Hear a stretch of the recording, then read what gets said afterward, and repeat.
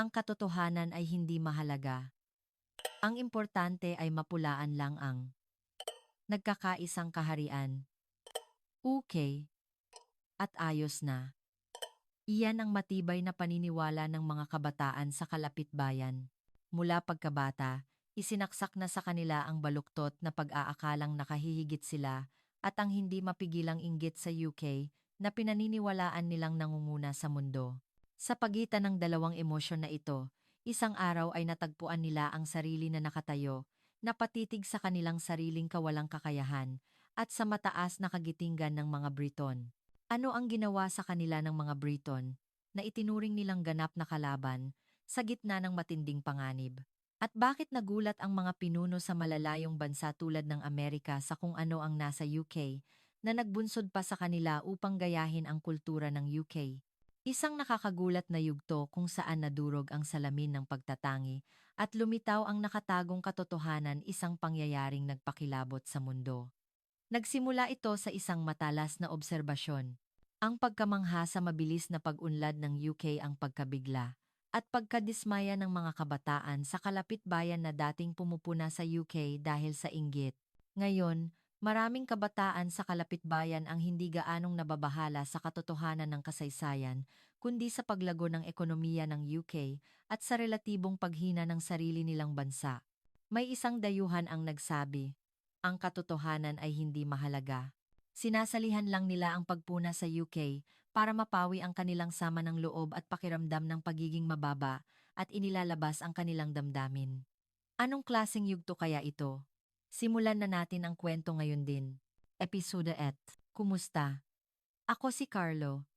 Isa akong karaniwang lalaking nasa edad 20s na lumaki sa pagtanggap sa edukasyong pangkasaysayan na itinuro sa eskwelahan mula noong bata pa ako.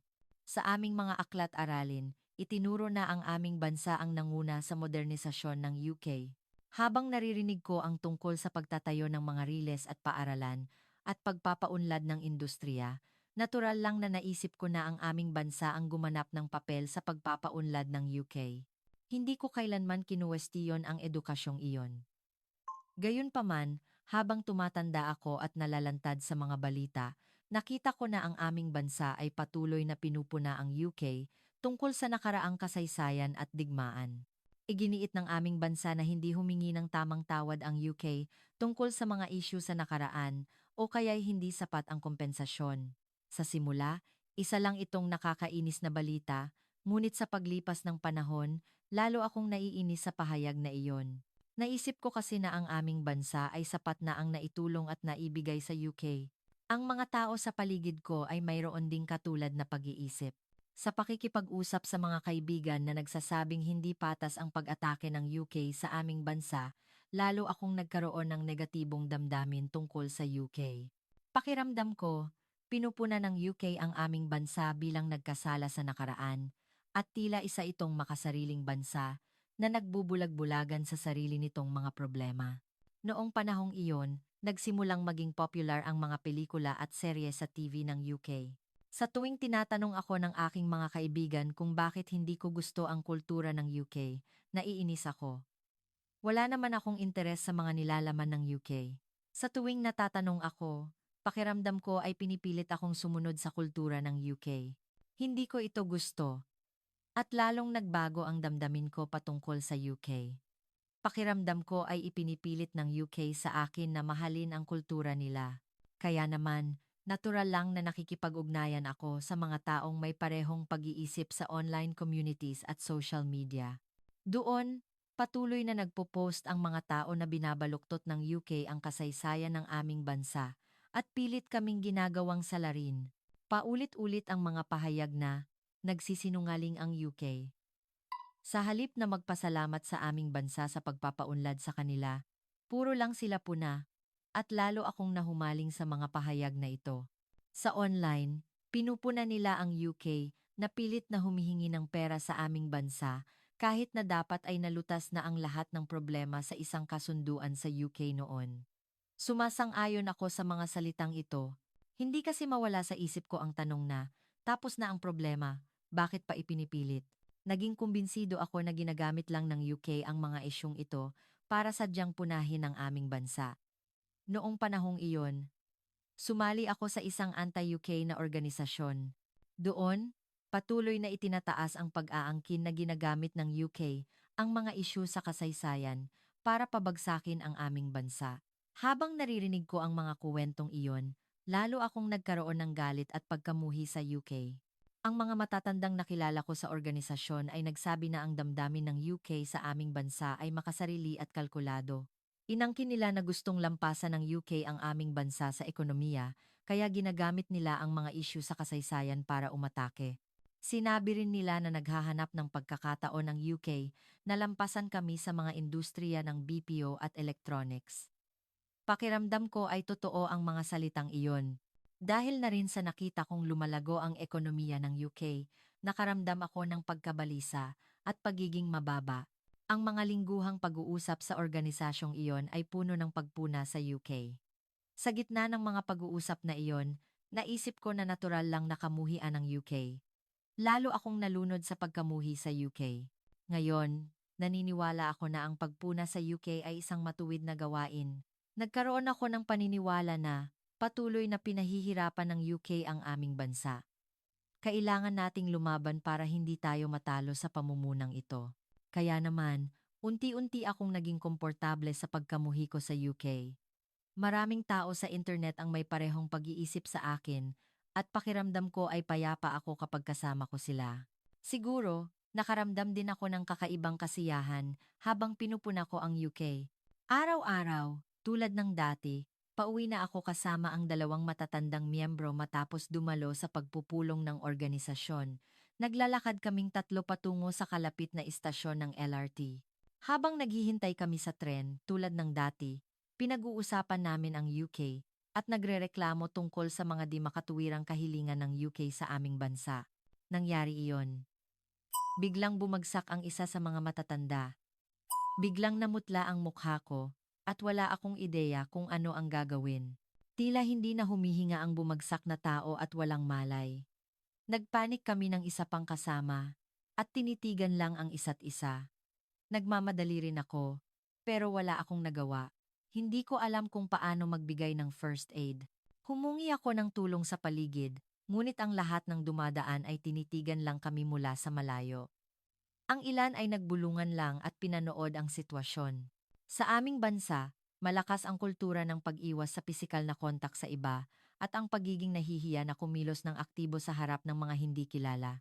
Dahil dito, tila iniisip ng lahat na ang pinakamahusay na gawin ay maghintay sa pagdating ng mga emergency personnel. Ako mismo ay katulad nila. Sa loob-loob ko, alam kong kailangan kong gumawa ng isang bagay ng mabilis, ngunit hindi gumalaw ang katawan ko. Sinabi ko sa sarili ko, darating din agad ang mga emergency personnel. Masamang manghimasok at mabigo. At tumayo lang ako roon nang walang magawa. Nangyari iyon. Sa mag-asawang dumadaan, isang babae ang tumakbo papunta sa amin. Lumapit siya sa taong bumagsak at walang pag-aalinlangan na nagsimula ng CPR, cardiopulmonary resuscitation. Sa una, nanginginig ako at hindi ko maintindihan ang sinasabi niya, ngunit napansin ko agad na nag-i-Ingles siya. May sinabi rin siya sa lalaking kasama niya. Mabilis na tumango ang lalaki at tumakbo sa isang lugar. Maya-maya, bumalik ang lalaki na may dalang AED, Automated External Defibrillator. Binuksan niya ang makina at ikinabit ang mga pad sa dibdib ng taong bumagsak. Kami ay tulala at wala kaming nagawa kundi sundin ang kanyang mga tagubilin. Pagkatapos, nagbigay ng electric shock ang AED at nagpatuloy ang babae sa CPR.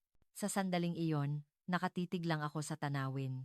Ang katotohanan na ang isang Briton na mag-asawa ay kumikilos ng ganoon kadesidido para iligtas ang isang buhay ay hindi karaniwan at nakakagulat. Sa kabila ng aking patuloy na negatibong damdamin patungkol sa UK, sila ang kusang loob na nagligtas ng isang buhay habang wala akong magawa sa isang emergency. Hindi nagtagal, dumating ang mga emergency personnel. Tinanong ng mga personnel ang Briton na mag-asawa tungkol sa sitwasyon, kinumpirma kung paano sila nagbigay ng first aid, at nagpahayag ng pasasalamat. Nag-iwan lang ng maikling paliwanag ang mag-asawa at umalis. Ang kanilang pag-alis, na para bang ginawa lang nila, ang kailangan nilang gawin ng walang inaasahang kapalit, ay mas nagdulot ng malaking pagkabigla sa akin. Unti-unting nagkamalay ang taong bumagsak sa pangangalaga ng mga emergency personnel. Sinabi sa akin ng isa sa mga personnel, kung naantala pa ng kaunti, huli na sana. Pagkarinig ko sa mga salitang iyon, kinilabutan ako. Naisip ko kasi na kung wala ang Briton na mag-asawa, baka hindi na iligtas ang taong iyon. Sa sandaling iyon, nabalot ako ng komplikadong damdamin. Ang imahe ng mga Briton na kinamumuhian ko, na kusang loob na nagligtas ng isang buhay sa oras ng matinding pangangailangan ay hindi maalis sa isip ko.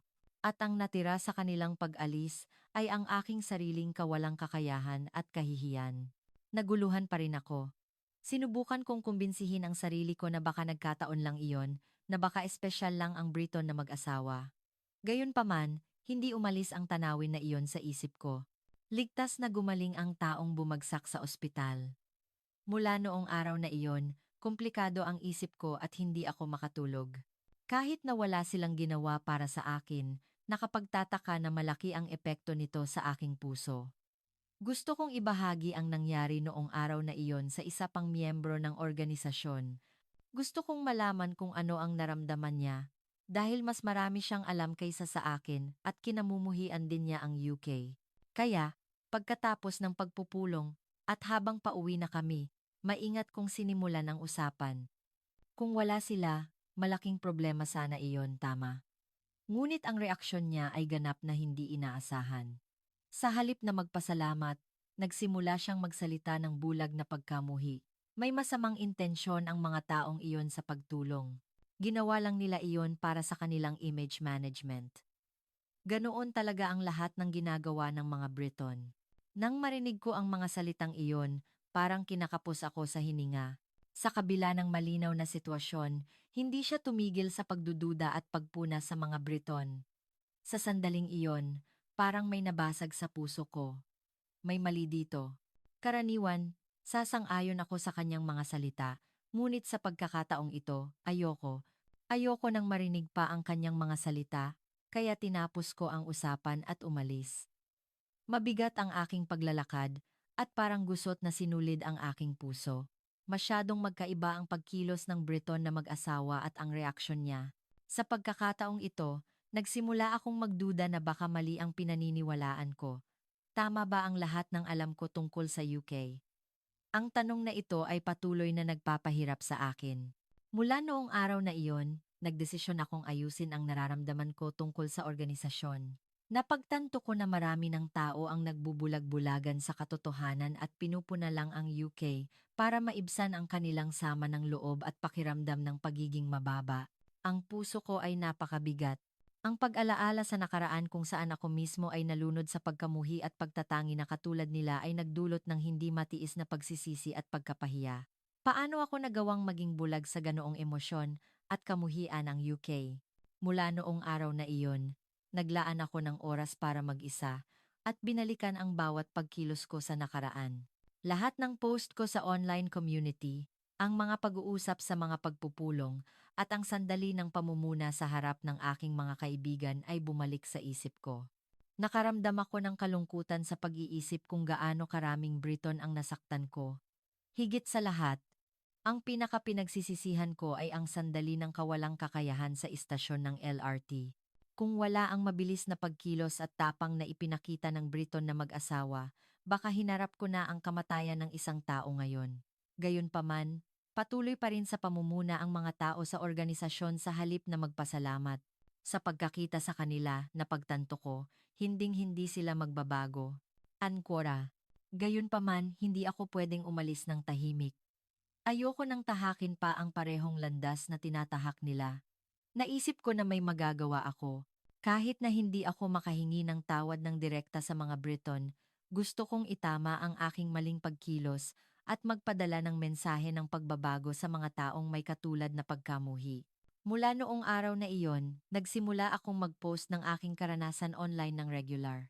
Isinulat ko ng tapat ang mga dahilan kung bakit ko kinamuhian ang UK, ang mga kuwentong narinig ko sa organisasyon, at ang kuwento ng Briton na mag-asawa na nakilala ko sa LRT. Nalunod ako sa pagkamuhi sa UK. Ngunit ang Briton na mag-asawa na nakilala ko sa LRT ay ganap na nagbago sa aking pag-iisip. Kung wala sila, isang buhay sana ang nawala. Sa pamamagitan ng karanasang ito, hindi ko na kayang kamuhian pa ang UK at ang mga Briton. Hindi madaling isulat ang mga talatang ito. Kinailangan kong labanan ang sarili ko sa nakaraan at harapin ang damdamin ng pagsisisi sa mga ginawa ko. Ngunit naisip ko na iyon ang tapat na paraan para panagutan ko ang mga ginawa ko. Tumagal man, ngunit unti-unti, nagsimulang lumitaw ang mga taong nakikiramay sa akin. Pagkatapos basahin ang aking mga post, ang ilan ay nagsabi na nakakuha sila ng tapang mula sa aking kuwento. Ang maliliit na pagbabagong iyon ay unti-unting nagbigay ng kaaliwan sa akin. Kahit na marami pa rin ang nalunod sa pagkamuhi, naniniwala ako. Naniniwala ako na may mga taong magbabago tulad ko. At may pag-asa ako na darating ang araw na magkakaintindihan tayo. Episode 2. Simulan natin ang pangalawang yugto. Sa bulwagan ng panayam sa Oxford University sa UK, nagsimulang magsiksikan ang maraming estudyanteng insik para pumasok nang hindi pumipila. Ang mga estudyanteng pumila ng maaga para makapasok sa bulwagan ay nagulat at nagbulungan sa pagkakita sa kanila. Anong klaseng yugto kaya ito? Tingnan natin ang kwento ngayon din. Kumusta? Ako si Ella, isang estudyanteng Filipino na nag-aaral sa Oxford University sa UK. Ang UK ay isang bansa na gumanap ng mahalagang papel sa kasaysayan ng mundo, at ang mga kultural na pamana at mga guho mula sa iba't ibang panahon ay maayos na napanatili. Sikat ang Stonehenge, Tower Bridge ng London, at Windsor Castle, at maraming turista mula sa buong mundo ang bumibisita sa UK. Naglabas din ang UK ng maraming world-class na manunulat tulad nina William Shakespeare, Charles Dickens, at Jane Austen. Hindi lang iyon, nagtakda rin ito ng pamantayan para sa panitikan, at mula sa mga batas ng paggalaw at teorya ng grabidad ni Newton hanggang sa teorya ng ebolusyon, biolohiya, pilosopiya, relihiyon, at agham panlipunan ni Charles Darwin. Ang pang-agham na pag-unlad ng UK ay gumanap ng mahalagang papel sa pagiging nangunguna ng UK sa makabagong agham sa buong mundo at nagpapatuloy pa rin hanggang ngayon. Ang Ingles, na ginagamit ng mga tao mula sa iba't ibang bansa sa buong mundo, ay isang wika na nagmula sa UK at sikat din sa buong mundo ang musika, pelikula, fashion at sining ng UK, hindi ba? Ngunit ilang taon na ang nakalipas, nagsimulang sumikat ang Hallyu Korean Wave to replace Japan as Asian cultural influence sa UK, at saan man ako magpunta, puno na ng usapan tungkol sa musika, drama, at pagkain ng Korea. Sa totoo lang, kahit na iniisip ko na kahanga-hanga ang UK, tiningnan ko pa rin ito bilang isang bansa sa kanluran. Naniniwala ako na ang mga bansa sa kanluran ay nakahihigit sa mga bansa sa Asya sa mga aspeto ng kultura at kasaysayan. Ang kanluran ay dumaan sa iba't ibang panahon sa kasaysayan, mula sa sinaunang sibilisasyong Griego at Romano hanggang sa gitnang panahon, Renaissance, at modernong panahon. Ang kanluran din ang pinagmulan ng maraming artistiko at pampanitikang paggalaw. Ang Renaissance ng Italia, ang Impressionism ng Pransya, at ang musikang baroke ng Alemanya ay nagsimula sa kanluran. Ang mga world-class na artista tulad nina Michelangelo, Leonardo da Vinci, Mozart, at Beethoven ay nagmula sa mga bansa sa kanluran, at ang kanilang mga gawa ay nagdudulot pa rin ng malaking impluensya sa buong mundo. Ang mga sikat na world-class na kaganapan sa kultura tulad ng Cannes Film Festival, Venice Biennale, at Oktoberfest ay lahat ginaganap sa kanluran. Sa kabila ng katotohanan na ang mga world-class na artista at kaganapan sa kultura ay ginaganap lahat sa kanluran, gaano ba kagaling ang kultura ng UK na isang bansa sa kanluran? Mahirap tanggapin ang katotohanan na lalong sumisikat ang kultura ng UK sa UK. Maraming kaibigan sa paligid ko ang masyadong pumupuri sa UK, kaya sinubukan ko ring alamin ang tungkol sa bansang iyon. Nakita ko ang mga larawan ng post-pandemic UK noong 2020s, at naiiba ang UK noon sa UK ngayon, na naging malungkot. Habang tinitingnan ko ang UK ngayon, namangha ako sa kamangha-manghang paglago ng ekonomiya ng UK, ngunit gaano ba kalaki ang pag-unlad na nagawa nito sa maikling panahon ng mga tatong taon? Sa halip, Mas naaalala ko ang mga imahe ng UK noong nakaraan at tila nagkaroon ako ng pag-iisip na ang UK ay dapat na isang developing country. Hindi ko maintindihan ang mga kaibigan na baliw sa kultura ng UK sa kabila ng dakilang kultura ng kanluran. Ngunit habang nag-aaral ako sa unibersidad, nalaman ko ang isang nakakagulat na katotohanan. May mga estudyante mula sa higit sa 160 bansa sa buong mundo ang nag-aaral sa aming unibersidad at ang pinakamarami ay mga Amerikano at Sino, ngunit mayroon ding higit sa 300 estudyanteng Briton na nag-aaral sa aming unibersidad. Ang Oxford University ay sikat sa matindi nitong kompetisyon sa loob ng unibersidad dahil sa mahigpit nitong pamantayan sa akademiko. Ngunit nalaman ko na ang isang malaking bilang ng mga estudyanteng Briton ay may mga marka na kabilang sa nangungunang ranggo. Hindi ako makapaniwala sa katotohanan na marami sa mga estudyanteng may matataas na marka sa mga International Academic Assessment ay mga Briton. Ang katotohanan na ang mga Briton na estudyante ay mas mataas ang ranggo kaysa sa maraming estudyante mula sa buong mundo ay mas nakakagulat sa akin kaysa sa katotohanan na kumalat ang kultura ng UK sa buong UK at nagtaka ako kung paano nila nagagawa iyon.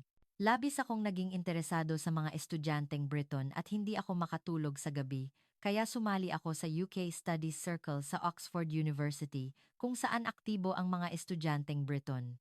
Ang UK Studies Circle na sinalihan ko ay mayroong maraming estudyanteng Briton at mga estudyante mula sa buong mundo na interesado sa kultura ng UK. Ang Circle ay nag-oorganisa ng iba't ibang event na nagpapakilala sa mga pangunahing kultura ng UK. May mga event para ipagdiwang ang mga tradisyonal na kaganapan tulad ng Pasko at Guy Fawkes Night ng UK at iba't ibang karanasan tulad ng paggawa ng tradisyonal na damit na tweed palitan ang kimono, tradisyonal na laro, at pagluluto ng pagkain ng UK. Marami ng estudyanteng dayuhan na interesado sa UK ang sumali, at ang mga estudyante mula sa iba't ibang nasyonalidad ay nag-enjoy sa karanasan ng kultura ng UK. Sa totoo lang, wala akong interes sa UK, kaya sumali ako sa circle para maingat na obserbahan ang mga Briton na estudyante at natuklasan ko ang isang kamangha-manghang punto na hindi makikita sa mga tao mula sa ibang bansa. Kapag may ginagawa ang mga estudyanteng Briton, mas gusto nilang kumilos ng sama-sama kaysa sa individual. Bukod pa rito, napakadisiplinado ng mga estudyanteng Briton. Sa mga pagpupulong ng circle, sila ang pinakaunang dumarating para maghanda at palagi silang naiiwan hanggang huli para maglinis matapos ang pagpupulong. Habang nagpapatuloy ang mga aktibidad ng circle, naganap ang isang insidente. Naghahanda kami para sa isang event na magpapakita ng iba't ibang aspeto ng tradisyon ng UK bilang pagdiriwang ng Pasko ng UK. Dahil malaki ang pagpaplano sa event, maraming estudyante ang gumugol ng mahabang oras sa paghahanda at ako ay nagmasid sa gilid habang tumutulong sa event. Dahil gumugol sila ng maraming oras sa paghahanda kasabay ng pag-aaral, mukhang pagod na pagod ang mga estudyanteng Briton, ngunit lahat sila ay nagsasaya at nagsisikap na ihanda ang event na nagsasabing makakapagbigay alam sila sa maraming tao tungkol sa UK. Ito na ang huling yugto ng paghahanda ng event, ngunit biglang sinabi ng isang kaibigang Briton na namamahala sa mga larawan ng tradisyonal na pagkain ng UK na nawawala ang malaking bahagi ng mga larawang ipapakita. Maraming kaibigan ang nagulat at tinitigan ang kaibigang iyon. At ang Briton na estudyanteng nawalan ng mga larawan ay hindi mapakali, na may luha sa kanyang mga mata. Natural lang iyon. 2 araw na lang ang natitira bago ang event at wala na silang nagawa kundi sumuko sa pagpapakita ng mga larawan. Ngunit naganap ang isang kamangha-manghang bagay.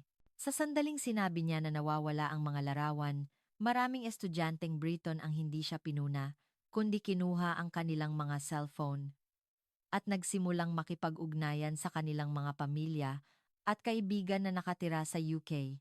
Sa loob lamang ng ilang oras, nakatanggap sila ng higit sa 1,200 high-resolution na data ng larawan na kinunan ng kamera, hindi ng smartphone.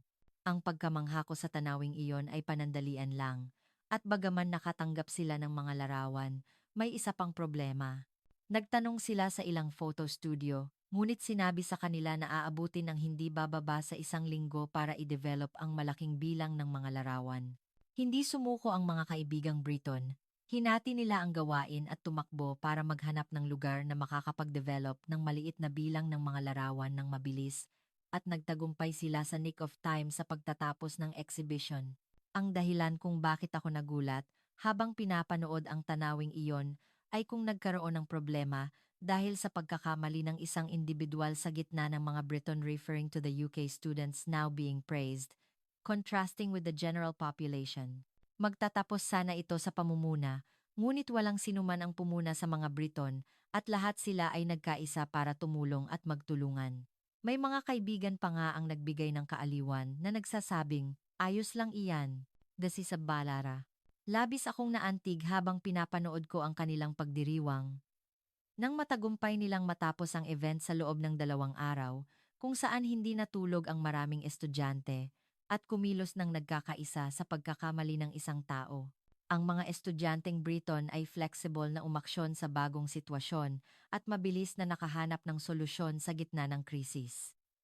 Lalo na ang kanilang pagtutulungan, nang walang pamumuna ay nagbigay ng malalim na impresyon sa akin. Sa halip, nahiya ako sa aking sariling mapanghusgang pag-iisip na ang isang bansa sa kanluran ay tiyak na mas mababa kaysa sa mga bansa sa kontinental na Europa, France, Germany, etc. sa tuwing nakikita ko ang mga estudyanteng Briton. Mula noong insidenteng iyon, naging interesado ako sa bansang UK at habang nakikipag-ugnayan ako sa mga estudyanteng Briton, tinanggap ko na ang bansang UK ay talagang magiging isang economic power sa mundo. Ang mga estudyanteng Briton ay napakadisiplinado, malinis, at palaging nagsisikap na gawin ang lahat ng pinakamahusay. Hindi sila nagtatapon ng basura sa kalye at nagsisikap na maging considerate at rumespeto sa iba. Tila, hindi lang ito sa mga estudyanteng Briton kundi sa karamihan ng mga Briton. Bawat tagsibol, ginaganap ang Oxford Literary Festival sa aming unibersidad. Ito ay isang event kung saan ang mga sikat na manunulat mula sa buong mundo ay bumibisita sa Oxford, nakikipagkita sa mga mambabasa, at nagbibigay ng iba't ibang panayam at talakayan. Nang makarating ako sa harap ng festival venue, maraming estudyante ang pumila at naghihintay para makapasok sa bulwagan ng panayam. Siyempre, maraming estudyante ang gustong dumalo, ngunit hindi lahat ay makakapasok. Nangyari iyon nang sinubukan ng mga estudyanteng Tsino na pumasok sa bulwagan ng panayam ng sabay-sabay ng hindi pumipila na naging dahilan ng gulo sa pasukan ng bulwagan. Sumunod din ang ilang kaibigan sa Europa, Continental Europe, sa mga estudyanteng Tsino na sumubok na makisali. Ngunit ang mga estudyanteng Briton, sa kabilang banda, ay hindi nag-alinlangan sa pagkakita sa tanawing iyon at naghintay sa pila, at lubos akong nagulat sa pagkakita sa mga estudyanteng Briton. Nakakahiya, ngunit nag-alangan din ako ng kaunti kung makikisali ba ako, dahil baka mauna ang mga estudyanteng Tsino sa bulwagan ng panayam at sakupin ang lahat ng upuan. Habang nag-aalangan ako, ang mga namamahala sa festival at mga propesor ay sumali at pinigilan ang gulo, at tanging ang mga kaibigan na pumila lang ang pinayagang makapasok. Sa kabutihang palad, nakapasok ako sa bulwagan ng panayam, ngunit ang karamihan sa mga estudyante sa bulwagan ay mga Briton. Sa pagkakita sa mga estudyanteng Briton, lalo akong naging interesado sa bansang UK at sumama ako kay Sophie, isang estudyanteng Briton na uuwi sa UK sa bakasyon para maglakbay sa UK. Hindi lang ako kundi marami ring kaibigan ang gustong bumisita sa UK, ngunit marami ang sumuko dahil malayo ang UK at mataas ang gastos sa paglalakbay. Sa totoo lang, dahil hindi nakabawi ang UK mula sa ekonomiya pagkatapos ng pandemya, mataas ang unemployment rate, at tumaas ang mga pangunahing gastusin sa pamumuhay tulad ng mataas na upa at presyo ng pagkain. Kaya maraming kaibigan ang nahihirapan sa pananalapi at mahirap ding maglakbay sa mga kalapit na bansa sa Europa. Kaya natural lang na maraming kaibigan ang nabibigatan na pumunta sa malayong UK. Dahil mas may kaya ako kaysa sa ibang mga kaibigan na may negosyo ang kanilang mga magulang, nakapaglakbay ako sa UK sa tulong ng aking mga magulang. Ako, si Sophie, at ang kaibigan kong si Ava ay bumisita sa UK. Si Ava, hindi tulad ko, ay matagal nang pinangarap na maglakbay sa bansang UK at nagsabi na nag-ipon siya ng pera sa pamamagitan ng part-time job ng matagal. Talagang gusto kong malaman kung paano talaga ang bansang UK. Sa totoo lang, nakaramdam ako ng pagkamangha sa mga Briton, ngunit nananatili sa puso ko ang pag-iisip na ang isang bansa sa kanluran ay mas mababa kaysa sa isang bansa sa Europa. Ang pag-iisip na iyon ay nawala sa sandaling lumabas ako ng paliparan. Ang paliparan ng UK ay napakalaki at komportable, at naisip ko na ang mga pasilidad ng paliparan ng UK ay napakaganda kumpara sa mga bansa sa mundo. Lalo na ang automated immigration system ay naisip kong dapat tularan ng maraming bansa sa Europa na ginagawa pa rin ang proseso ng handwritten. Ang mga Briton ay kumikilos ng may kaayusan kahit sa paliparan at makikita rin iyon sa underground. Tube, habang naglalakbay kami patungo sa flat ni Sophie. Ang mga pasilidad ng underground ay napakaganda kumpara sa underground ng Pilipinas. Ngunit mas nakakagulat sa akin ang kaayusan ng paggalaw ng maraming Briton kaysa sa mga pasilidad ng underground. Sa totoo lang, hindi problema ang pasilidad ng underground sa Pilipinas, ngunit may mga istasyon ng underground na may amoy ng mga taong umiihi at mga homeless, ngunit sa UK, wala akong nakitang kahit isang basura sa sahig. Kahit na namangha ako sa pagiging civil-minded at considerate na pag-uugali ng mga Briton na estudyante sa Pilipinas, nang makita ko ang maraming Briton sa bansang UK, natuklasan ko na karaniwang may kultura ng pagiging considerate sa iba ang mga Briton. Sinabi ni Sophie na ang flat niya ay matatagpuan sa isang mansion block, high-end apartment sa lugar ng Chelsea sa London, at dahil sinabi ni Sophie na nakatira ang kanyang mga magulang sa isang mansion block, inakala ko na hindi sila masyadong mayaman. Ngunit sa sandaling pumasok kami sa pasukan ng mansion block kung saan nakatira ang mga magulang ni Sophie, hindi kami makapagsalita sa pagkamangha. Gusto ng mga Briton na ayusin ang kanilang bakuran. Sa katapusan ng linggo, ito ay isang malaking kasiyahan para sa kanila ang mag-ahit ng damuhan at mag-ayos ng mga halaman. Kaya naman, mas gusto ng mga Briton ang bahay na may bakuran at ang mga taong nakatira sa apartment joint housing ay madalas na may pinansyal na paghihirap. Natural lang na mahirap makahanap ng mga halaman o bakuran sa mga apartment sa UK na puro gusali lang. Ngunit ang pasukan ng mansion block ni Sophie ay puno ng malalaking puno at pinalamutian ng magagandang landscape na para bang naglalakad sa isang forest path. Hindi lang may luntiang bakuran, kundi may lawa rin ang mansion block. Maraming bata ang malayang tumatakbo sa mansion block, at ang kapayapaan na nakita ko ay maganda. Para kaming bumisita sa isang maayos na parke, hindi sa isang mansion block.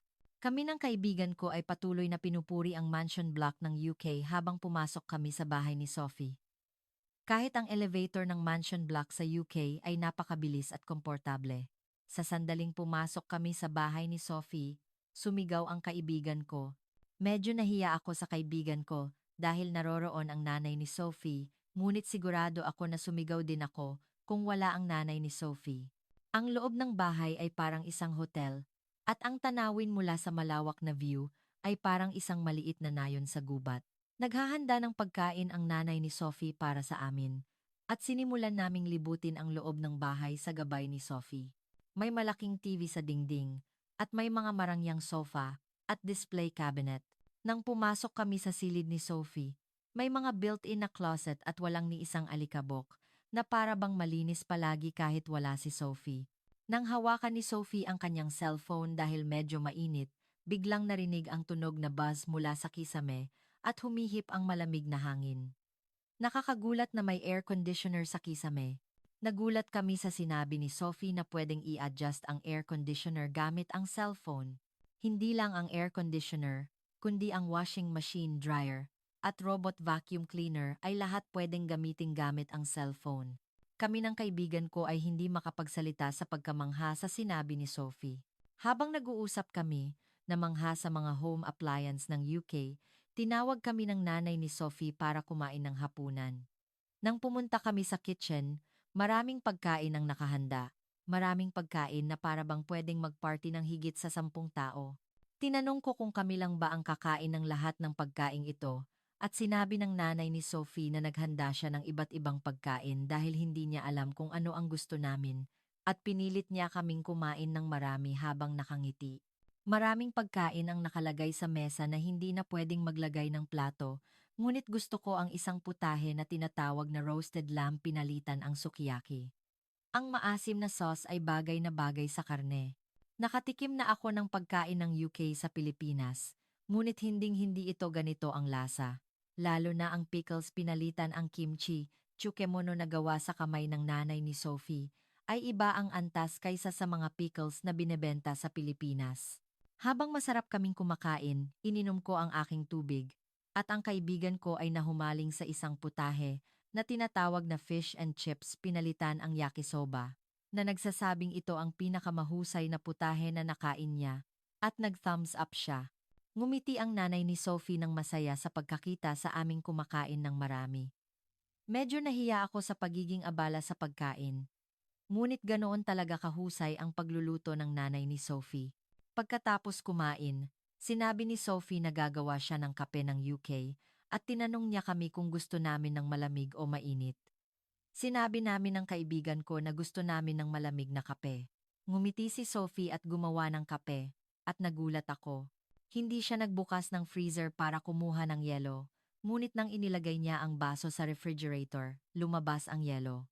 Dahil sa pagkamangha, tinanong ko si Sophie at sinabi niya na isa iyon sa mga feature ng refrigerator. Lahat ng bagay sa bahay ni Sophie ay state of the art. At kakaiba ang pakiramdam na para kaming bumisita sa isang future city. Habang nag-uusap kami, namangha sa mga appliance ng UK, sinabi ni Sophie na maglakad-lakad kami. Bago kami lumabas, pinindot niya ang isang button, at ang elevator ay naghihintay na sa aming floor.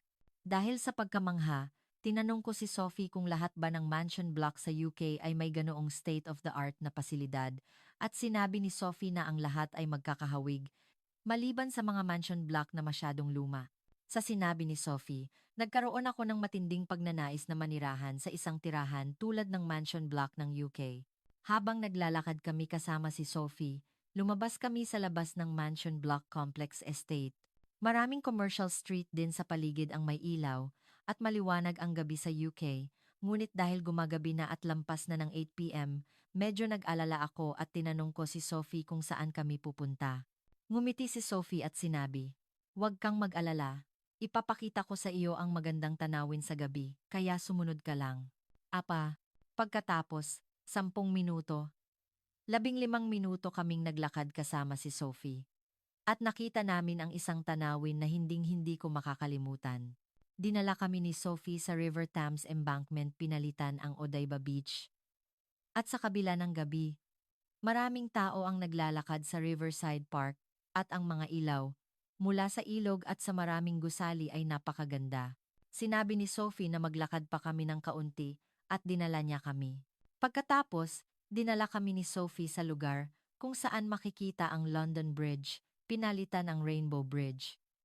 Nagulat ako na maraming tao kahit gabi na, ngunit sinabi ni Sophie na malapit na itong magsimula at naglakad siya ng mabilis patungo sa lugar kung saan mas makikita ang tulay. Pagdating namin sa lugar kung saan makikita ang tanawin sa gabi ng London Bridge, nakaramdam ako ng matinding emosyon sa pagkakita sa tanawin sa harap ko. Hindi nagtagal pagkatapos naming lumapit. Nagsimula ang light up. Ilaw kasabay ng magagandang ilaw. At napakaganda na parang umiinit ang dibdib ko. Matapos manood ng tanawin sa gabi ng matagal, naisip ko, ang galing na pumunta ako sa UK kasama si Sophie at nagkaroon ako ng matinding pagnanais na manirahan sa UK balang araw. Ang emosyon noon ay hindi ko pa rin malilimutan. Pagkatapos, nanood kami ng tanawin sa gabi at naglakad-lakad sa tabi ng ilog hanggang hating gabi bago kami bumalik sa bahay ni Sophie.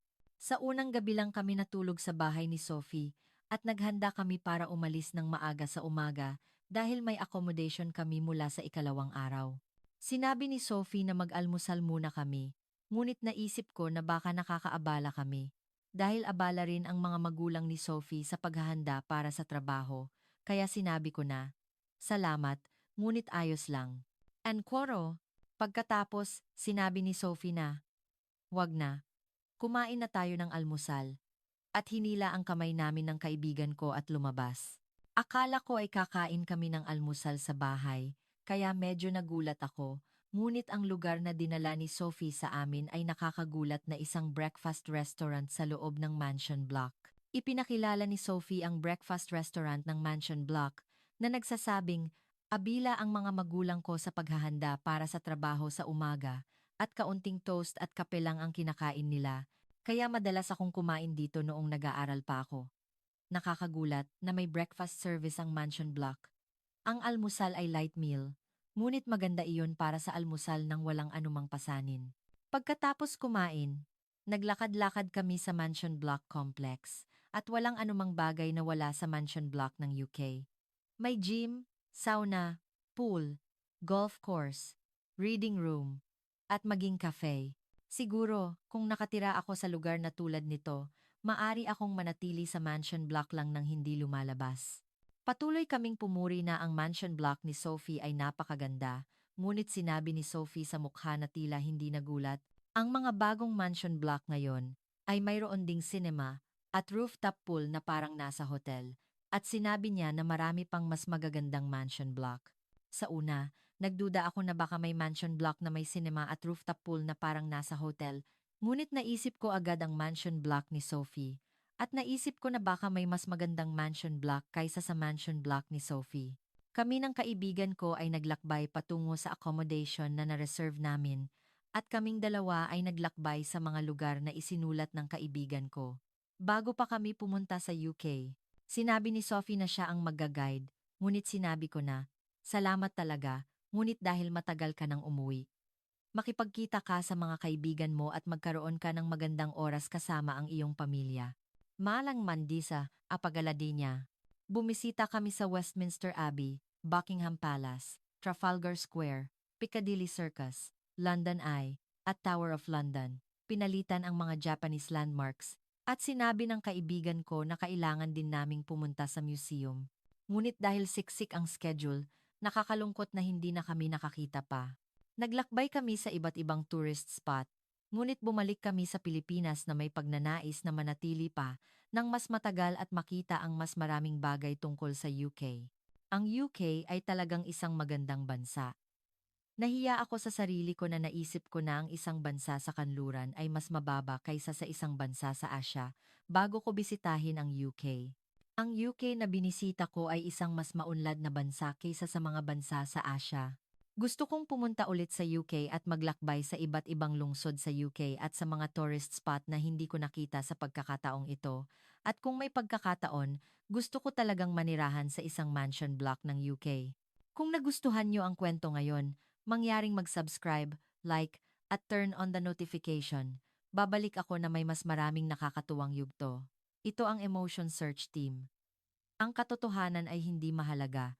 Ang importante ay mapulaan lang ang nagkakaisang kaharian. U, K, at ayos na. Iyan ang matibay na paniniwala ng mga kabataan sa kalapit bayan. Mula pagkabata, isinaksak na sa kanila ang baluktot na pag-aakalang nakahihigit sila at ang hindi mapigilang inggit sa UK na pinaniniwalaan nilang nangunguna sa mundo. Sa pagitan ng dalawang emosyon na ito, isang araw ay natagpuan nila ang sarili na nakatayo, napatitig sa kanilang sariling kawalang kakayahan at sa mataas na kagitingan ng mga Briton. Ano ang ginawa sa kanila ng mga Briton na itinuring nilang ganap na kalaban sa gitna ng matinding panganib? At bakit nagulat ang mga pinuno sa malalayong bansa tulad ng Amerika sa kung ano ang nasa UK na nagbunsod pa sa kanila upang gayahin ang kultura ng UK? Isang nakakagulat na yugto kung saan nadurog ang salamin ng pagtatangi at lumitaw ang nakatagong katotohanan, isang pangyayaring nagpakilabot sa mundo. Ang pagkamangha sa mabilis na pag-unlad ng UK, ang pagkabigla at pagkadismaya ng mga kabataan sa kalapit bayan na dating pumupuna sa UK dahil sa inggit. Ngayon, maraming kabataan sa kalapit bayan ang hindi gaanong nababahala sa katotohanan ng kasaysayan, kundi sa paglago ng ekonomiya ng UK at sa relatibong paghina ng sarili nilang bansa. May isang dayuhan ang nagsabi, ang katotohanan ay hindi mahalaga. Sinasalihan lang nila ang pagpuna sa UK para mapawi ang kanilang sama ng loob at pakiramdam ng pagiging mababa, at inilalabas ang kanilang damdamin. Anong klaseng yugto kaya ito? Simulan na natin ang kwento ngayon din. Episode 1. Ang pagbabago ng pananaw ni Carlo. Kumusta? Ako si Carlo. Isa akong karaniwang lalaking nasa edad 20s na lumaki sa pagtanggap sa edukasyong pangkasaysayan na itinuro sa eskwelahan mula noong bata pa ako. Sa aming mga aklat aralin, itinuro na ang aming bansa, Pilipinas, ang nanguna sa modernisasyon ng UK. Habang naririnig ko ang tungkol sa pagtatayo ng mga riles at paaralan at pagpapaunlad ng industriya, natural lang na naisip ko na ang aming bansa ang gumanap ng papel sa pagpapaunlad ng UK. Hindi ko kailanman kinuwestiyon ang edukasyong iyon. Gayunpaman, habang tumatanda ako at nalalantad sa mga balita, nakita ko na ang aming bansa ay patuloy na pinupuna ang UK tungkol sa nakaraang kasaysayan at digmaan. Iginiit ng aming bansa na hindi humingi ng tamang tawad ang UK tungkol sa mga isyu sa nakaraan o kaya hindi sapat ang kompensasyon. Sa simula, isa lang itong nakakainis na balita, ngunit sa paglipas ng panahon, lalo akong naiinis sa pahayag na iyon. Naisip ko kasi na ang aming bansa ay sapat na ang naitulong at naibigay sa UK. Ang mga tao sa paligid ko ay mayroon ding katulad na pag-iisip. Sa pakikipag-usap sa mga kaibigan na nagsasabing hindi patas ang pag-atake ng UK sa aming bansa, lalo akong nagkaroon ng negatibong damdamin tungkol sa UK. Pakiramdam ko, pinupuna ng UK ang aming bansa bilang nagkasala sa nakaraan at tila isa itong makasariling bansa na nagbubulag-bulagan sa sarili nitong mga problema. Noong panahong iyon, nagsimulang maging popular ang mga pelikula at serye sa TV ng UK. Sa tuwing tinatanong ako ng aking mga kaibigan kung bakit hindi ko gusto ang kultura ng UK, naiinis ako. Wala naman akong interes sa mga nilalaman ng UK. Sa tuwing natatanong ako, pakiramdam ko ay pinipilit akong sumunod sa kultura ng UK. Hindi ko ito gusto, at lalong nagbago ang damdamin ko patungkol sa UK. Pakiramdam ko ay ipinipilit ng UK sa akin na mahalin ang kultura nila. Kaya naman, natural lang na nakikipag-ugnayan ako sa mga taong may parehong pag-iisip sa online communities at social media. Doon, patuloy na nagpo-post ang mga tao na binabaluktot ng UK ang kasaysayan ng aming bansa at pilit kaming ginagawang salarin. Paulit-ulit ang mga pahayag na, nagsisinungaling ang UK. Sa halip na magpasalamat sa aming bansa sa pagpapaunlad sa kanila, puro lang sila puna. At lalo akong nahumaling sa mga pahayag na ito. Sa online, pinupuna nila ang UK na pilit na humihingi ng pera sa aming bansa, kahit na dapat ay nalutas na ang lahat ng problema sa isang kasunduan sa UK noon. Sumasang-ayon ako sa mga salitang ito. Last and the done now. Hindi kasi mawala sa isip ko ang tanong na, tapos na ang problema, bakit pa ipinipilit? Naging kumbinsido ako na ginagamit lang ng UK ang mga isyong ito para sadyang punahin ang aming bansa. Noong panahong iyon, sumali ako sa isang anti-UK na organisasyon. Doon, patuloy na itinataas ang pag-aangkin na ginagamit ng UK ang mga isyu sa kasaysayan para pabagsakin ang aming bansa. Habang naririnig ko ang mga kuwentong iyon, lalo akong nagkaroon ng galit at pagkamuhi sa UK. Ang mga matatandang nakilala ko sa organisasyon ay nagsabi na ang damdamin ng UK sa aming bansa ay makasarili at kalkulado. Inangkin nila na gustong lampasan ng UK ang aming bansa sa ekonomiya, kaya ginagamit nila ang mga isyu sa kasaysayan para umatake. Sinabi rin nila na naghahanap ng pagkakataon ang UK na lampasan kami sa mga industriya ng BPO at electronics. Pakiramdam ko ay totoo ang mga salitang iyon. Dahil na rin sa nakita kong lumalago ang ekonomiya ng UK, nakaramdam ako ng pagkabalisa at pagiging mababa.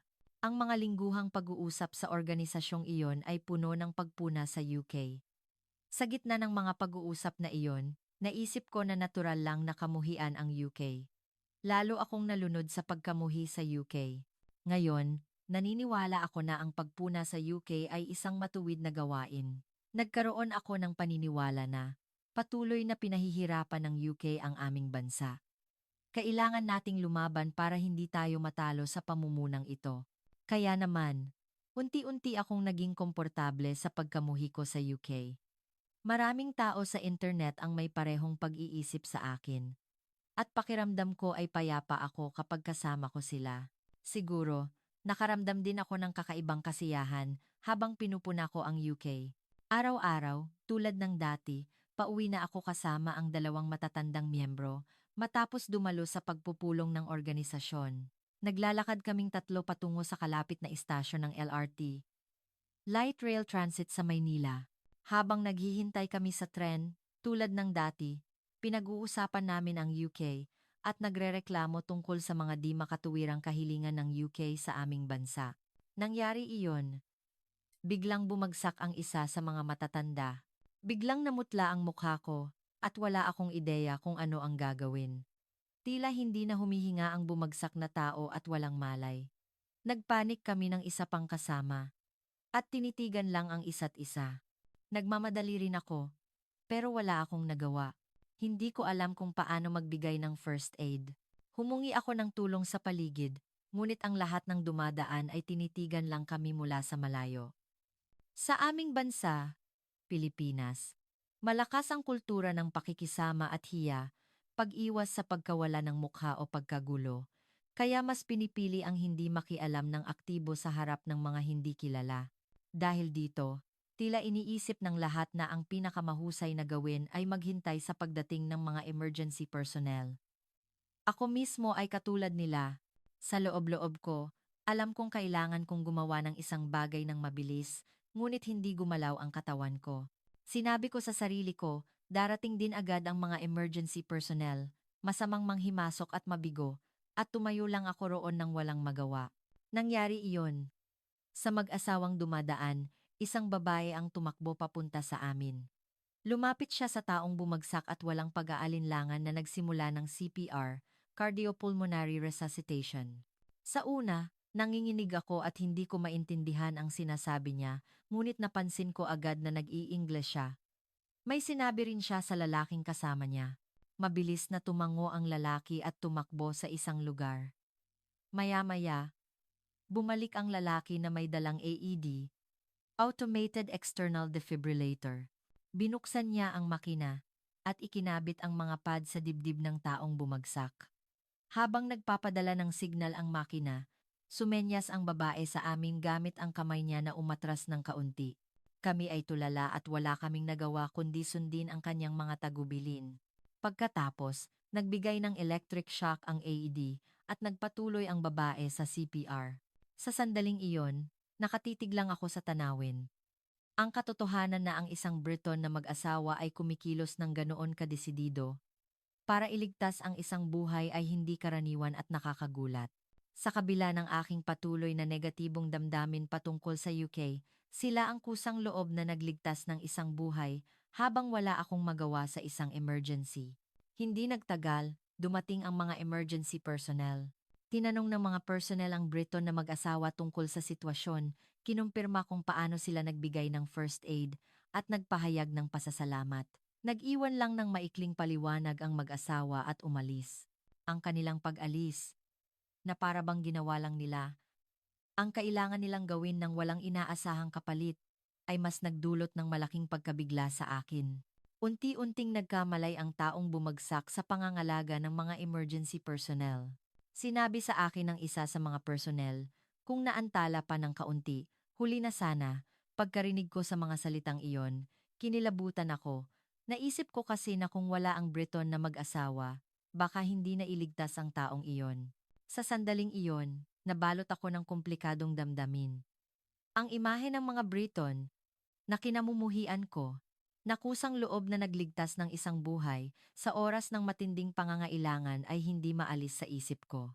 At ang natira sa kanilang pag-alis ay ang aking sariling kawalang kakayahan at kahihiyan. Naguluhan pa rin ako. Sinubukan kong kumbinsihin ang sarili ko na baka nagkataon lang iyon, na baka espesyal lang ang Briton na mag-asawa.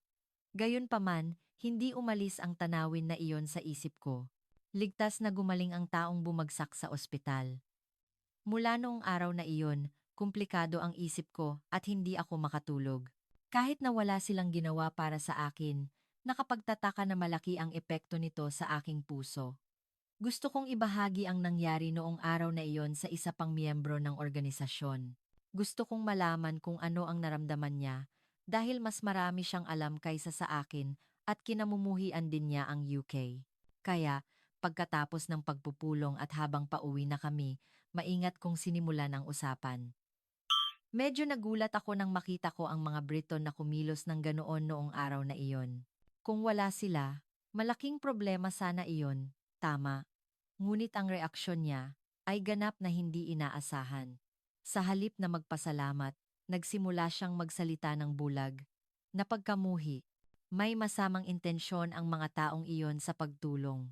Ginawa lang nila iyon para sa kanilang image management. Ganoon talaga ang lahat ng ginagawa ng mga Briton. Nang marinig ko ang mga salitang iyon, parang kinakapos ako sa hininga.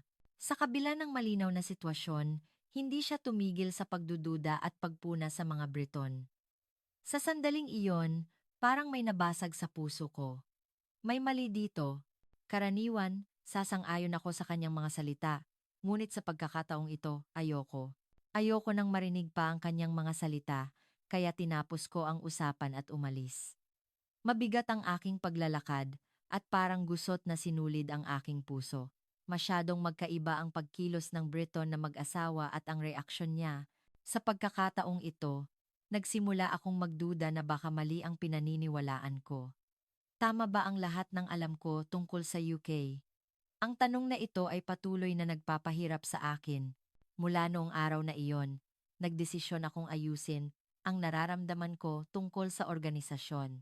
Napagtanto ko na marami ng tao ang nagbubulag-bulagan sa katotohanan at pinupuna lang ang UK para maibsan ang kanilang sama ng loob at pakiramdam ng pagiging mababa. Ang puso ko ay napakabigat. Ang pag-alaala sa nakaraan kung saan ako mismo ay nalunod sa pagkamuhi at pagtatangi na katulad nila ay nagdulot ng hindi matiis na pagsisisi at pagkapahiya. Paano ako nagawang maging bulag sa ganoong emosyon at kamuhian ng UK? Mula noong araw na iyon, naglaan ako ng oras para mag-isa at binalikan ang bawat pagkilos ko sa nakaraan. Lahat ng post ko sa online community, ang mga pag-uusap sa mga pagpupulong, at ang sandali ng pamumuna sa harap ng aking mga kaibigan ay bumalik sa isip ko. Nakaramdam ako ng kalungkutan sa pag-iisip kung gaano karaming Briton ang nasaktan ko. Higit sa lahat, ang pinaka-pinagsisisihan ko ay ang sandali ng kawalang kakayahan sa istasyon ng LRT. Kung wala ang mabilis na pagkilos at tapang na ipinakita ng Briton na mag-asawa, baka hinarap ko na ang kamatayan ng isang tao ngayon. Gayunpaman, patuloy pa rin sa pamumuna ang mga tao sa organisasyon sa halip na magpasalamat. Sa pagkakita sa kanila, napagtanto ko, hinding-hindi sila magbabago. Gayunpaman, hindi ako pwedeng umalis ng tahimik. Ayoko nang tahakin pa ang parehong landas na tinatahak nila. Naisip ko na may magagawa ako. Kahit na hindi ako makahingi ng tawad ng direkta sa mga Briton, gusto kong itama ang aking maling pagkilos at magpadala ng mensahe ng pagbabago sa mga taong may katulad na pagkamuhi. Mula noong araw na iyon, nagsimula akong mag-post ng aking karanasan online ng regular. Isinulat ko ng tapat ang mga dahilan kung bakit ko kinamuhian ang UK, ang mga kuwentong narinig ko sa organisasyon, at ang kuwento ng Briton na mag-asawa na nakilala ko sa LRT. Nalunod ako sa pagkamuhi sa UK. Ngunit ang Briton na mag-asawa na nakilala ko sa LRT ay ganap na nagbago sa aking pag-iisip. Kung wala sila, isang buhay sana ang nawala. Sa pamamagitan ng karanasang ito, hindi ko na kayang kamuhian pa ang UK at ang mga Briton. Hindi madaling isulat ang mga talatang ito. Kinailangan kong labanan ang sarili ko sa nakaraan at harapin ang damdamin ng pagsisisi sa mga ginawa ko. Ngunit naisip ko na iyon ang tapat na paraan para panagutan ko ang mga ginawa ko. Tumagal man, ngunit unti-unti, nagsimulang lumitaw ang mga taong nakikiramay sa akin pagkatapos basahin ang aking mga post. Karamihan sa kanila ay mga taong nagkaroon ng katulad na karanasan. Ang ilan ay nagsabi na nakakuha sila ng tapang mula sa aking kwento. Ang maliliit na pagbabagong iyon ay unti-unting nagbigay ng kaaliwan sa akin. Kahit na marami pa rin ang nalunod sa pagkamuhi, naniniwala ako na may mga taong magbabago tulad ko, at may pag-asa ako na darating ang araw na magkakaintindihan tayo. Episode 2, ang pagkamangha ni Ella sa kaayusan ng UK. Simulan natin ang pangalawang yugto. Sa bulwagan ng panayam sa Oxford University sa UK, nagsimulang magsiksikan ang maraming estudyanteng Tsino para pumasok ng hindi pumipila. Ang mga estudyanteng pumila ng maaga para makapasok sa bulwagan ay nagulat at nagbulungan sa pagkakita sa kanila. Anong klaseng yugto kaya ito? Tingnan natin ang kwento ngayon din. Kumusta? Ako si Ella, isang estudyanteng Filipino na nag-aaral sa Oxford University sa UK. Ang UK ay isang bansa na gumanap ng mahalagang papel sa kasaysayan ng mundo, at ang mga kultural na pamana at mga guho mula sa iba't ibang panahon ay maayos na napanatili.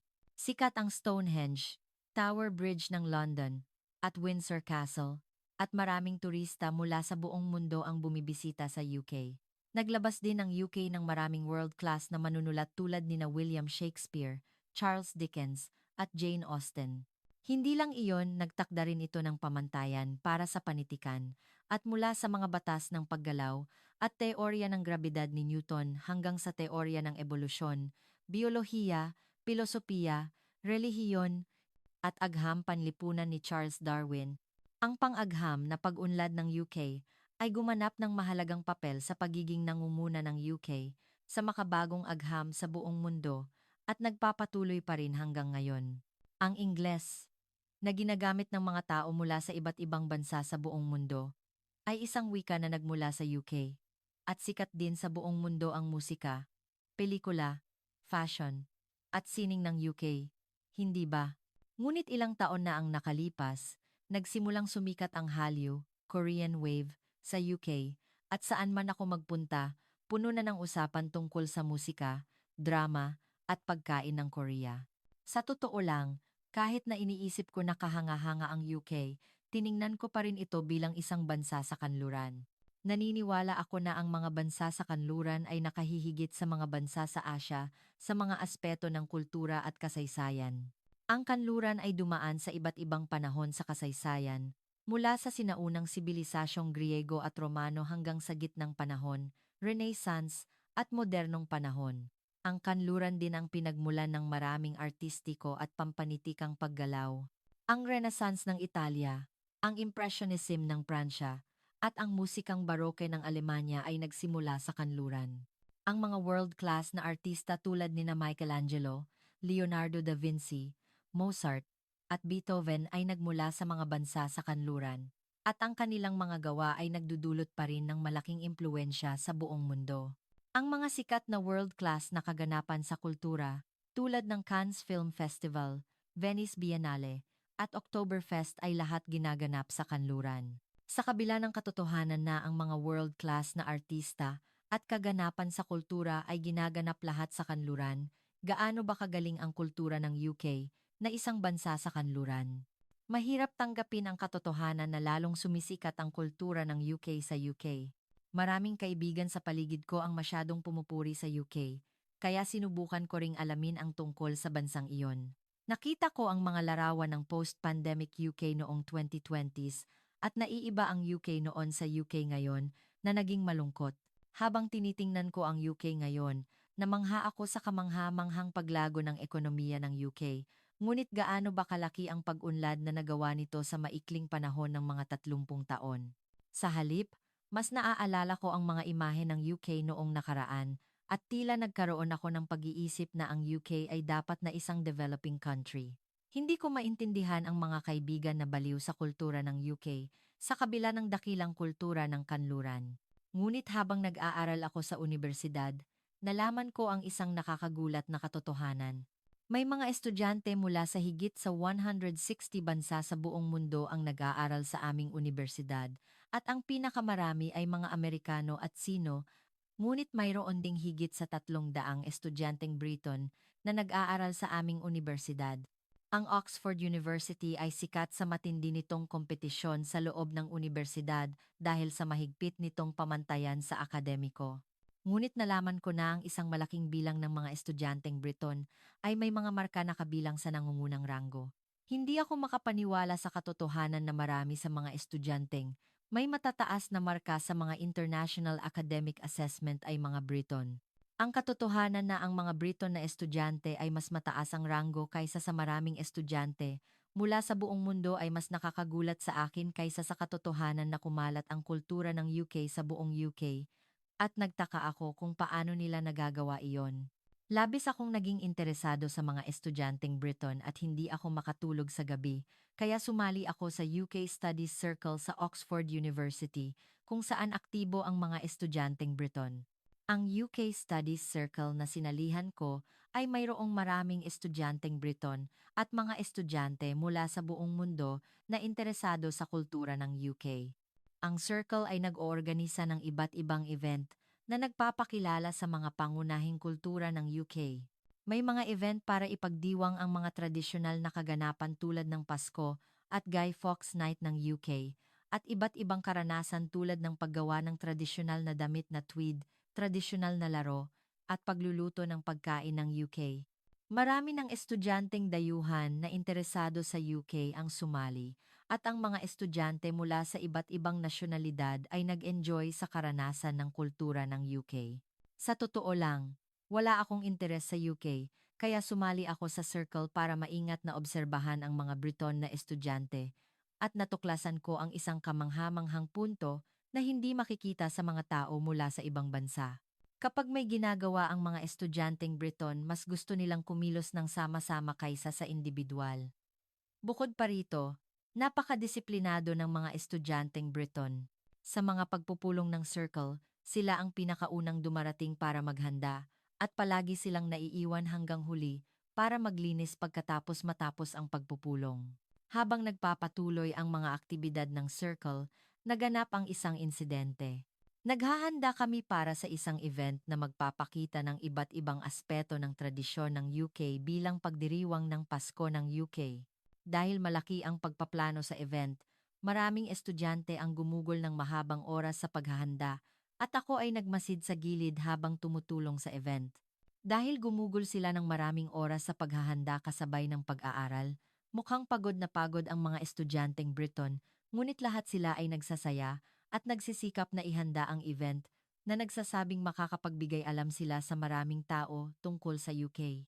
Ito na ang huling yugto ng paghahanda ng event, ngunit biglang sinabi ng isang kaibigang Briton na namamahala sa mga larawan ng tradisyonal na pagkain ng UK na nawawala ang malaking bahagi ng mga larawang ipapakita.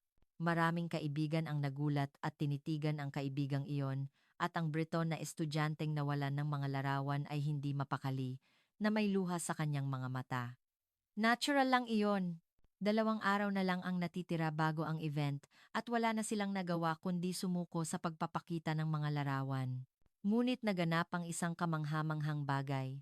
Sa sandaling sinabi niya na nawawala ang mga larawan, maraming estudyanteng Briton ang hindi siya pinuna, kundi kinuha ang kanilang mga cellphone at nagsimulang makipag-ugnayan sa kanilang mga pamilya at kaibigan na nakatira sa UK.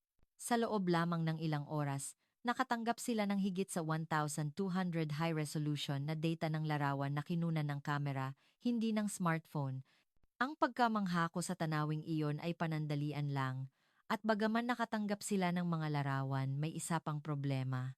Nagtanong sila sa ilang photo studio, ngunit sinabi sa kanila na aabutin ng hindi bababa sa 1 linggo para i-develop ang malaking bilang ng mga larawan.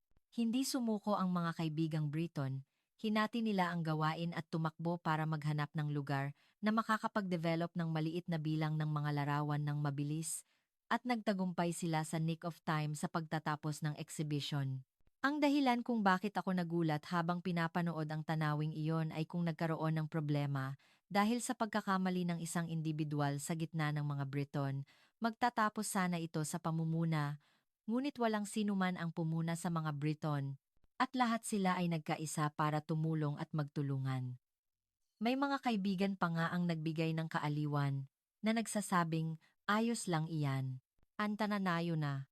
Labis akong naantig habang pinapanood ko ang kanilang pagdiriwang nang matagumpay nilang matapos ang event sa loob ng 2 araw, kung saan hindi natulog ang maraming estudyante at kumilos ng nagkakaisa sa pagkakamali ng isang tao.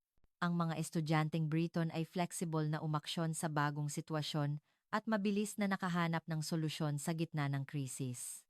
Lalo na ang kanilang pagtutulungan ng walang pamumuna ay nagbigay ng malalim na impresyon sa akin. Sa halip, nahiya ako sa aking sariling mapanghusgang pag-iisip na ang isang bansa sa kanluran ay tiyak na mas mababa kaysa sa mga bansa sa kontinental na Europa sa tuwing nakikita ko ang mga estudyanteng Briton. Mula noong insidenteng iyon, naging interesado ako sa bansang UK at habang nakikipag-ugnayan ako sa mga estudyanteng Briton, tinanggap ko na ang bansang UK ay talagang magiging isang economic power sa mundo.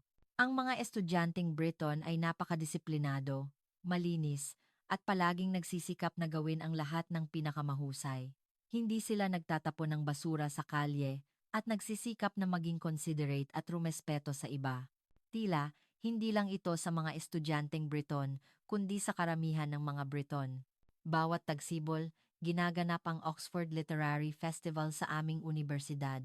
Ito ay isang event kung saan ang mga sikat na manunulat mula sa buong mundo ay bumibisita sa Oxford, nakikipagkita sa mga mambabasa, at nagbibigay ng iba't ibang panayam at talakayan.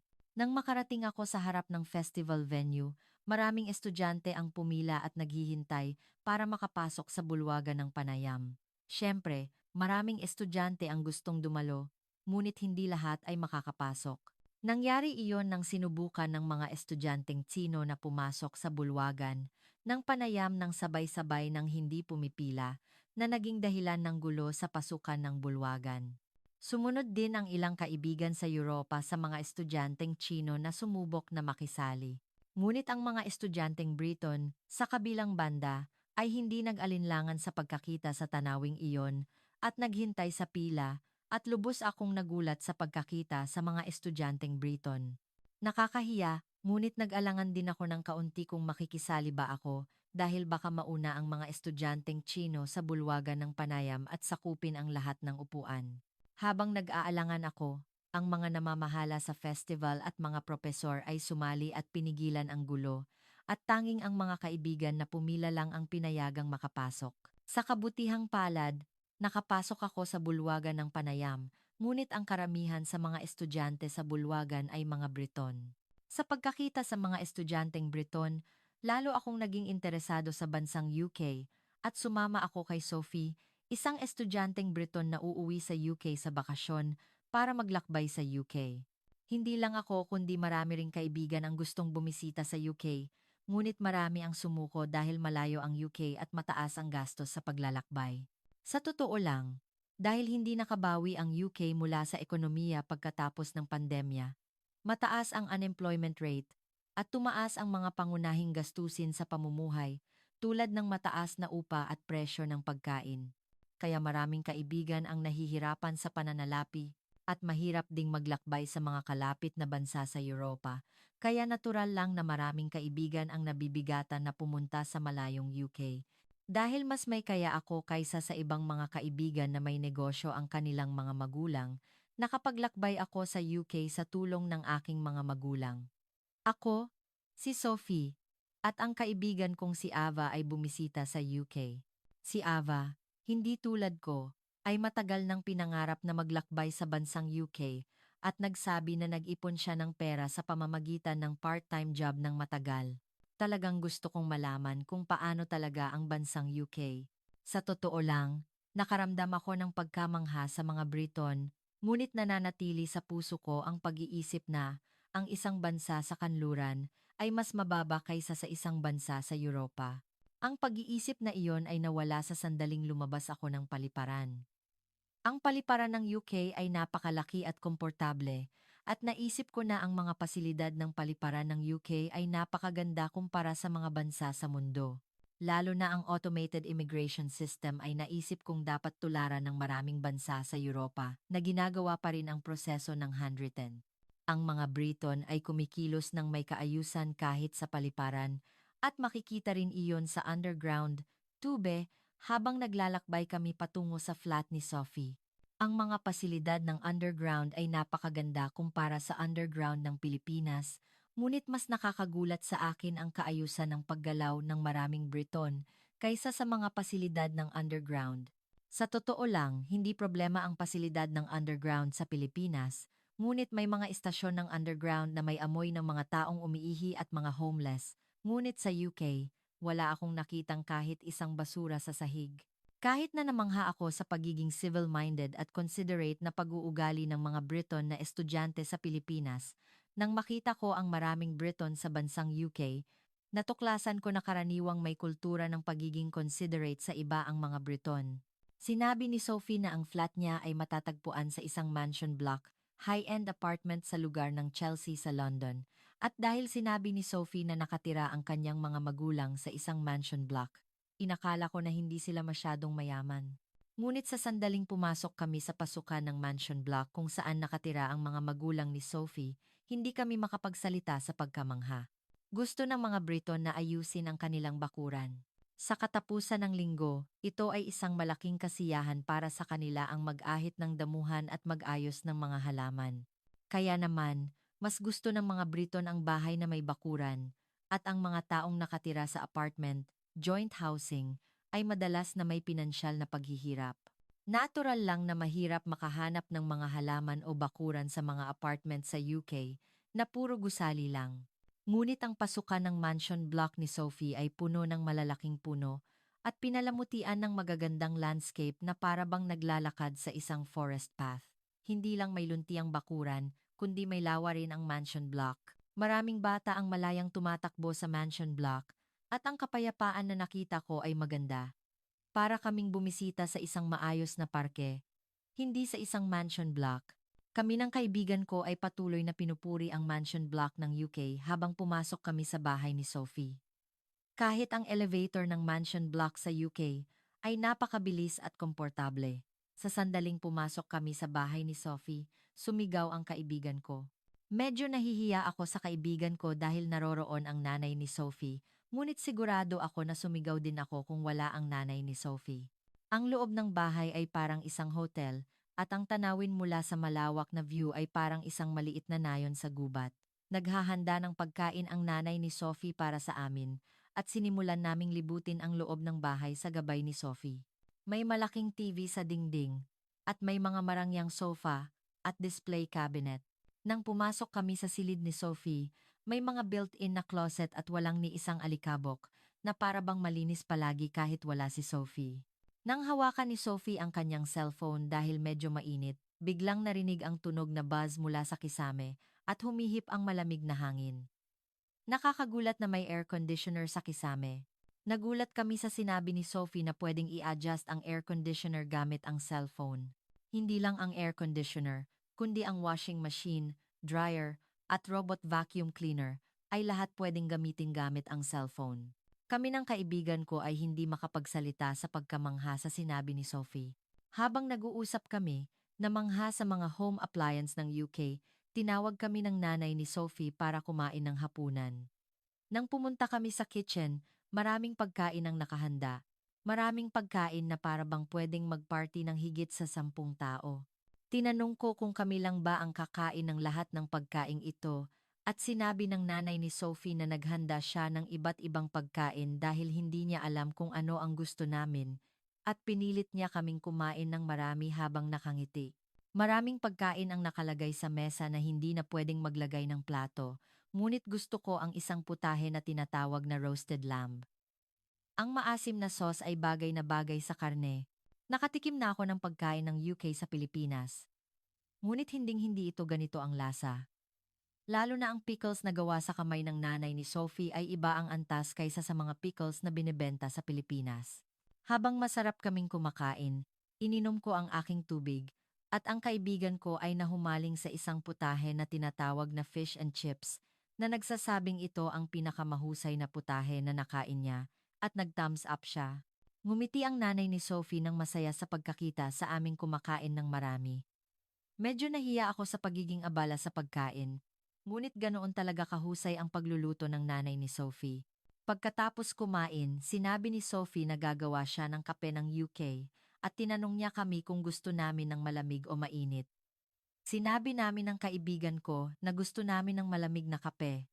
Ngumiti si Sophie at gumawa ng kape. At nagulat ako. Hindi siya nagbukas ng freezer para kumuha ng yelo, ngunit nang inilagay niya ang baso sa refrigerator, lumabas ang yelo. Dahil sa pagkamangha, tinanong ko si Sophie at sinabi niya na isa iyon sa mga feature ng refrigerator.